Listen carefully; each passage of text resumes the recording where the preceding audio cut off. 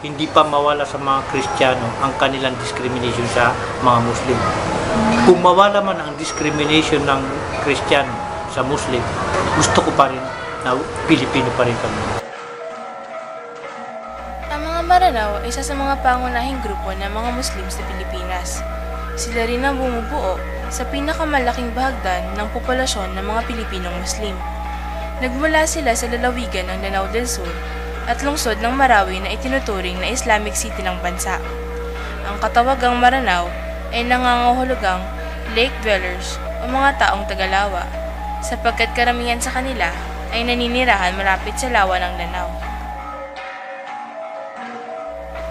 Ang pang-araw-araw na buhay ng isang Maranao ay naaayon sa kanilang relihiyon, tradisyon at mga paniniwala. Ito ang dahilan kung bakit sila ang pinakatradisyonal at pinaka-relihiyoso sa mga Pilipinong Muslim. Maingat nilang inaalagaan at pinagyayaman ang kanilang kultura. Pinapanatili rin nila ang ilang mahalagang bagay tungkol sa kanilang pagkakakilanlan.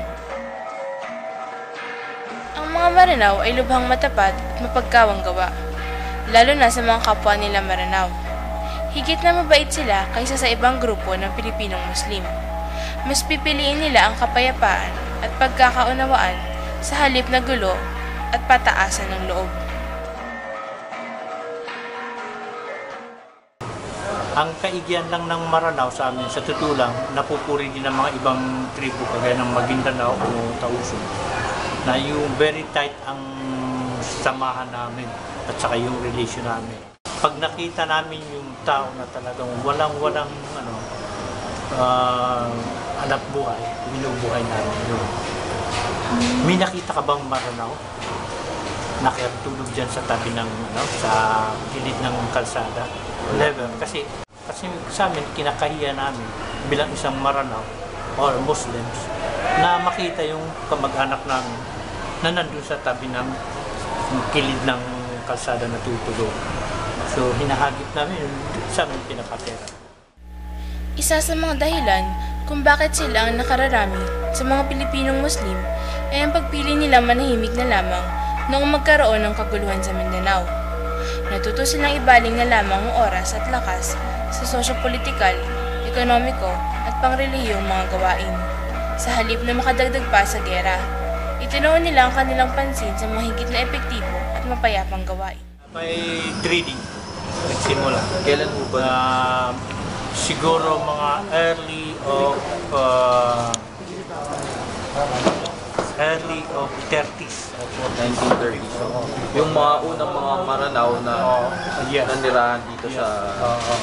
By trade yun, by trade. At nagmula yun, mga early of, I can say, mga early of before Japanese War. So that was mga 1930. Ganon. So dumami kami mga about 1950s. Padami. At lalo kaming dumami itong early of 1990s. Nagsimula silang maglipat sa Maynila sa panahong iyon dahil ninais nilang umiwas sa kaguluhan sa Mindanao. Lumipat din sila dito upang maghanap ng mapagkakakitaan. Tulad ng maraming mga Pilipinong nagmula sa probinsya, dumarayo sila sa Maynila upang makahanap ng trabaho na makapagbibigay sa kanila ng higit na mataas na kita. Unang nag-udyok sa amin na yung ayaw namin ng gulo. Dahil pinapasok kami doon sa Mindanao at inaaway kami at kami umiiwas kami sa gulo. Yun, kaya pumunta kami rito sa Maynila para umiwas sa mga gulo. Pangalawa, yung maghanap buhay. Motibo namin pumunta dito sa some people say so like that dahil sa tribal yung sabi nila Rido at sinabi yung Rido yung patang away ng lahi patayan. Bagamat bago sa Maynila, madali silang nakibagay sa mga mamamayan dito. Kadalasan silang namamalagi sa mga pamayanan kung saan marami na ring Maranao ang nakatira. Hindi sila nandarayuhan sa mga lugar na wala silang kilalang Maranao, lalo na at baguhan pa lamang. Panano ng mga taga-roon na anak ko, may bagong sakta rito, baka kung anong mangyari. So we meet a guarantee. Marami ring mga pagbabago ang kanilang hinarap sa paglipat sa Maynila. Ibang-ibang lugar at buhay sa Maynila kumpara sa Mindanao. Magkaiba rin ang kanilang mga pananaw at kultura mula sa pagkain at pananamit hanggang sa wika at relihiyon. Sa mga Muslim ay makisama. Kasi ang katuruan ng Islam ay humanity, more on humanity. Dahil dun sa katuruan ng Islam na humanity at karamihan din katuruan ng Islam na yung humble, yun, nag-adjust kami. Yung ang ugali namin dun sa mga pagdating namin dito, nakikisama kami, nakikibagay kami. Ngayon, kung papipiliin naman kung saan nila gustong manira, Sa ngayon, dahil ayaw namin yung magulo, no, gusto kong manirahan doon. Siyempre, I can say that's my hometown, no? I want to be there. Ngayon, dahil sa gulo, umiiwas ko ng gulo. Mas I prefer na stay. Kaya lang, habang nandito naman kami, umiiwas din ako sa gulo. ano na nga ba ngayon ang pinagkaiba ng Maranao dito sa Maynila kaysa sa mga nasa probinsya? Dahil na rin sa tagal ng pamamalagi nila, masasabing tuluyan na nilang nakasanayan ang pamumuhay dito. Maliban sa panlabas na pananamit at wika, unti-unting nagbago ang kanilang kultura. Ang iba nilang mga paniniwala ay nahaluan na rin o naimpluwensyahan ng mga pagtira nila dito sa Maynila. Naging positibo rin ang pagbabago ng kanilang buhay. Mas maayos na ngayon ang kanilang kalagayan.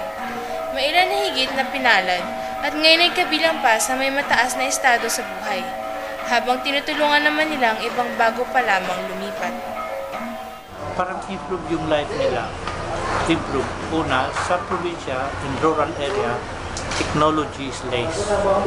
Dito sa urban area, may magagandang gamit dito ng mga about mga technology, mga IT, pero doon. Ang kaigyan na naman, fresh yung pagkain mo. Kamuting kahoy, yung dahong yung mas yun. Pero mas- Kaya lang yung tinitiraan, hindi masyado alam na life sa probinsya. Sabi natin mahirap ang life. Sa pananamit, masabi natin na yung iba dyan, talagang hindi niya sinusurinder yung suot Muslim na nakaganyan. Man nakikita kayo. Pero suot Muslim yun. Suot Muslim kahit saan mapupunta. Meron naman, hindi nakaganyan, kundi yung nakatalubog.